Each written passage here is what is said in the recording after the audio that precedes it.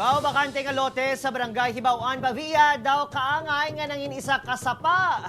Bangod sa wala nagahubas nga tubig baha. Yaring balita gintutukan ni Daryl Marie Sarmiento.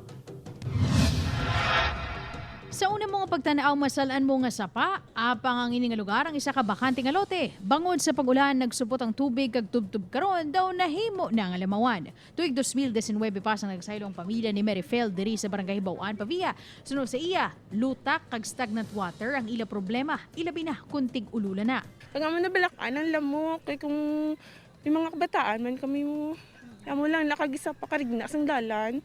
Kag nang kadelikado balak malipatan mong butas mo katulan tapadapa mo.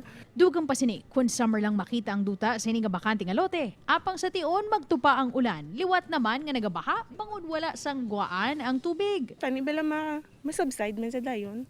Kag may malutsan bala nga direkta irigasyon. Gindangop sang GMA Regional TV ang sitwasyon sa barangay. Sunod sa nagatubang nga SK chairman, mas maayo kuno kung personal nga magpadulong ang residente sa barangay hall para madokumento ang reklamo. Apang nagpasalig manini na sakyaron ang lugar. Isitahon namon ang lugar no kung diin nga may natabo nga stagnant water dito kay para matagan man sang aksyon sang barangay. Upod kay Hans Diserto, Daryl Marie Sarmiento, One West